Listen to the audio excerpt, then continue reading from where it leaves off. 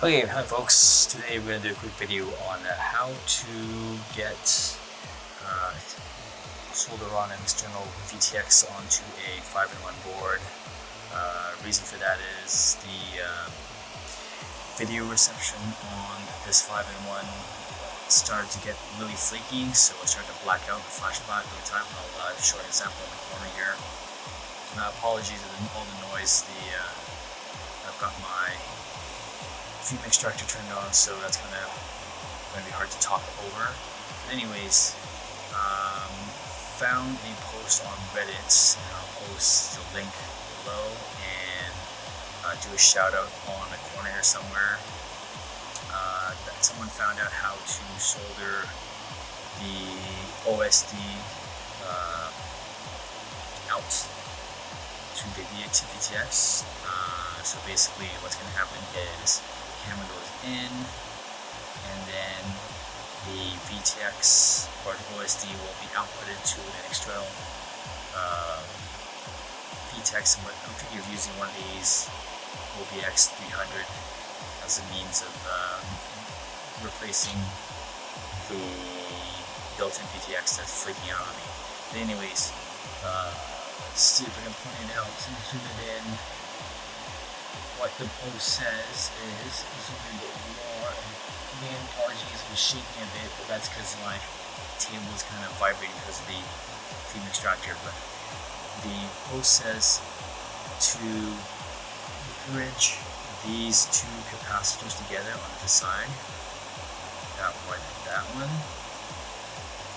with a wire that will be wired into your VTX. I'll post the schematics that was posted online. But let's go ahead, and I've already kind of tacked the OSD with, or not the OSD, the capacitor with some solder. So now I'm just gonna get this wire soldered in. Hopefully I don't screw that up because it's pretty awkward position.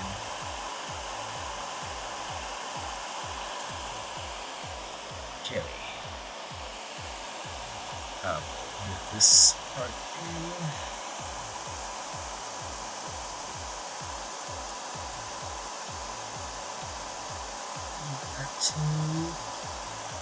That's gonna be a bit awkward, alright.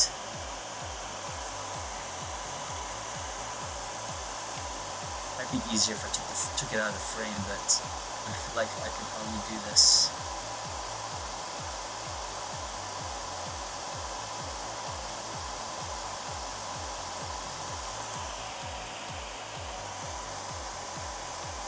Okay, that's it.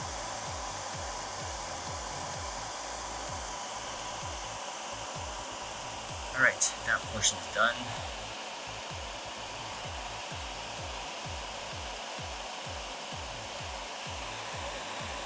Zoom out.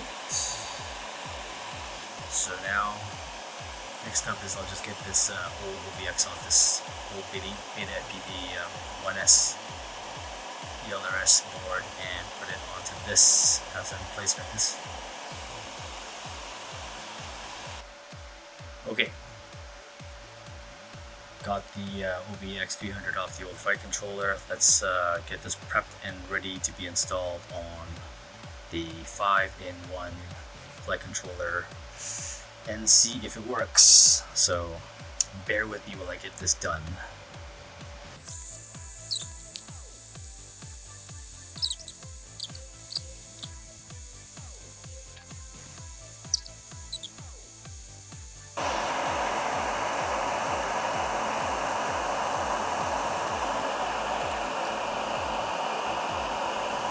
The soldering is good.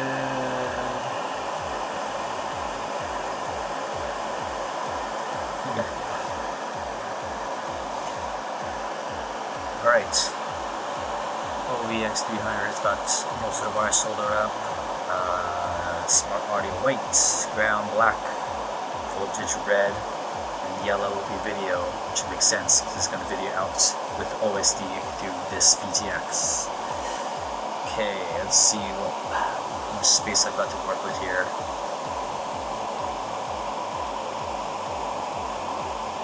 I mean, if I wanted to do this properly, I would unsolder the motors and take the flight controller out, but I'm somewhat lazy, so this is a little bit of a crapshoot right now. It's gonna go like this way, like that. Right? Which means I gotta move these wires the opposite direction.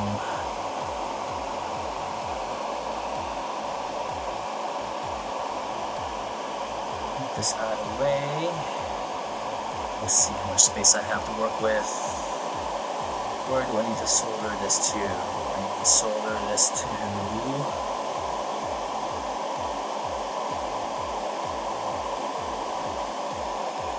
Actually, I could probably go even like this too.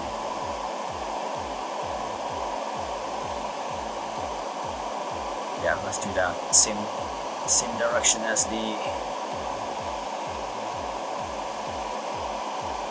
video.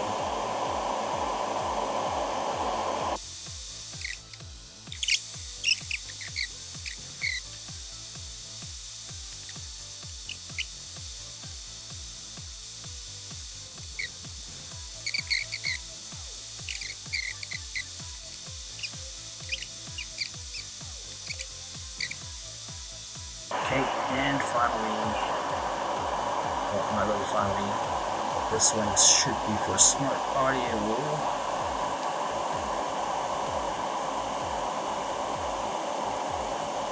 Right. And then if you don't really know, my camera's soldered here, ground from camera, voltage for the camera, and video in from the camera.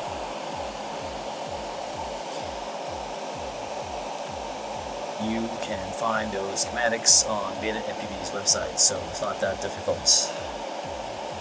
Just line this all up and get the VTX in the right spot where it needs to be.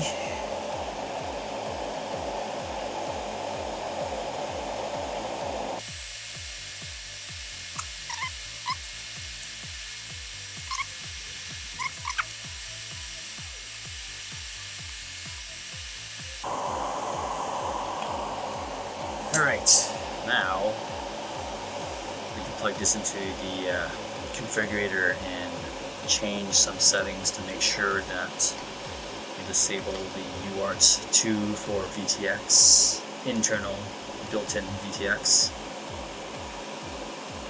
and change it to UART4, which is what we currently have on external VTX on. And after that, we can test and see the power, if it transmits. Alright, let's switch off to the laptop. Alright, at my laptop, we're going to plug the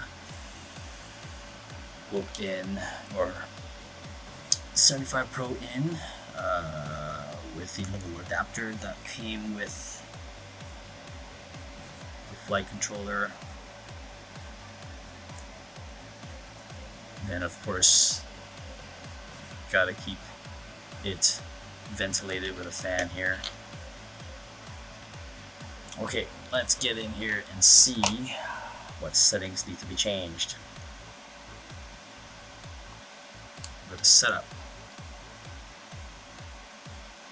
Right now VTX is at serial port 2. This should be changed to serial port 4.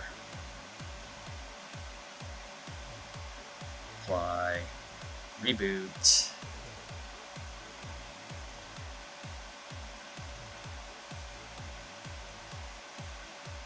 Okay, so these are the settings here. I'm not sure if it's 350, but I'll just leave it alone. So let's do 25 for now. And then let this plug in a monitor to see if it transmits. I think it should, but we'll find out with the trusty HD0 monitor here. Oh, what do you know? It works. Ain't that cool or what? That's awesome. So basically now I am using the external VTX on solder onto a 5-in-1 using the little hack or mod that was mentioned on Reddit. So let's power everything off and reassemble everything and get it all nice and tidy. Right, back in the bench, we are going to mount the VTX on the board with double-sided tape. Let me show you what I'm going to use for the double-sided tape. I think this is for laptops. When you want to remount, I think the LCD screen back onto a laptop enclosure or case. Super thin and super strong. So let's get this cut up and mount the VTX on here and just show you how thin it is.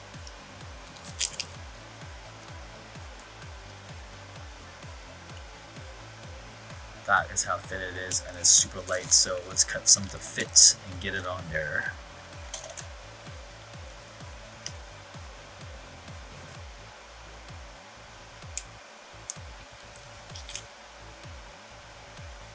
Super sticky. This stuff is amazing. And light, which is what we need.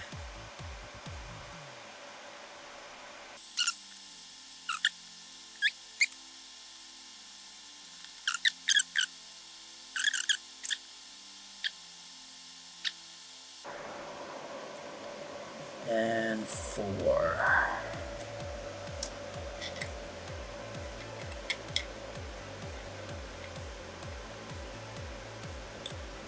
Line it up further back because I know there's going to be some room back there, up here. Don't worry, I'm going to remove that. Press this down and we are done. In terms of mounting, I'm going to use a proper dipole instead of this monopole.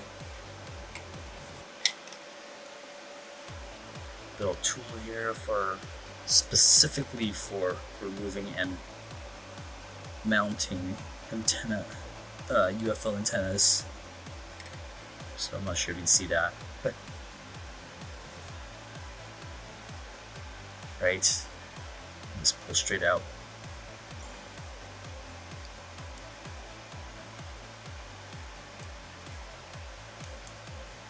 Ta-da!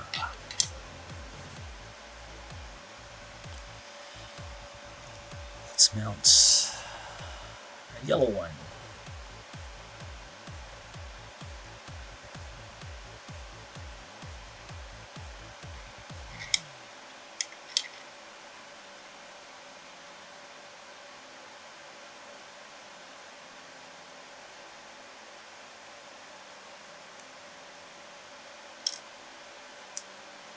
That.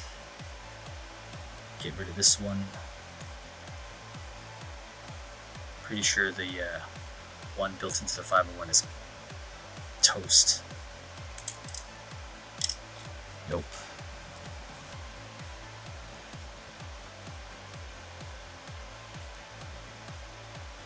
Reassemble everything and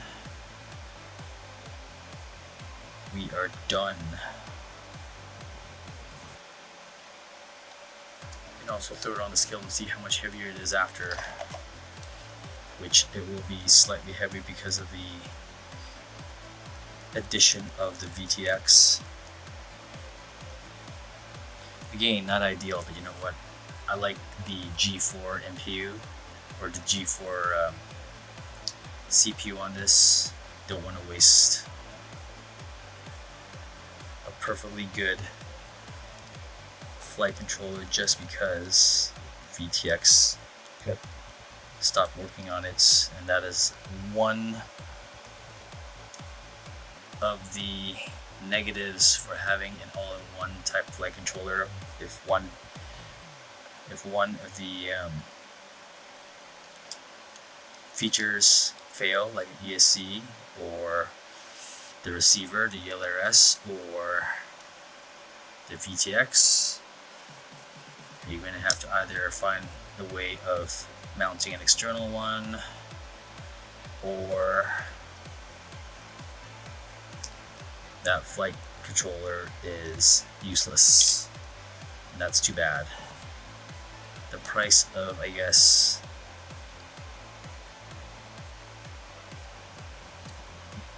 convenience of an all-in-one flight controller. Alright, that's it. Nano 3 on here, the OG version, which is awesome, lightweight. Let's put the motors back in.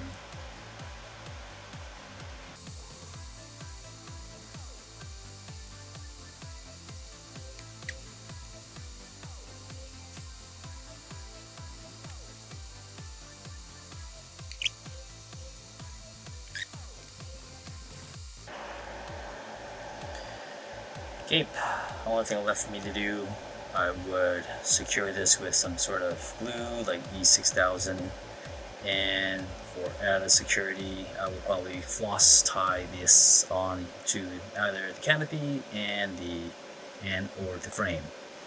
So we're gonna throw this on the scale and see how much it weighs now. I'll also post the previous weight before adding on the VTX.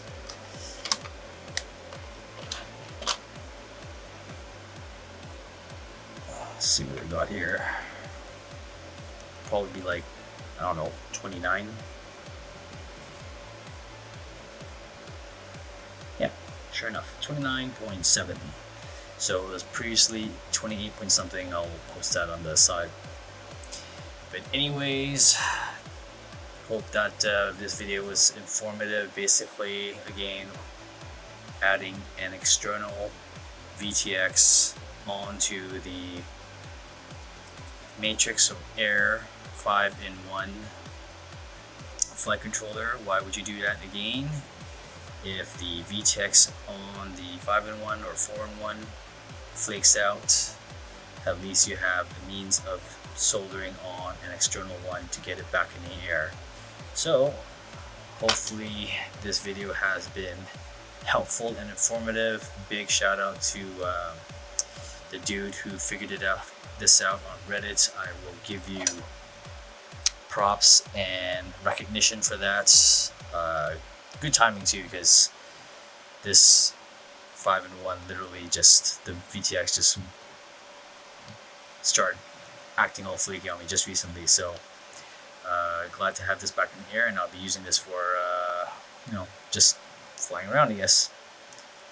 Again, thanks for watching, and like and subscribe, follow, and all that stuff, and I'll see you in the next one. Cheers.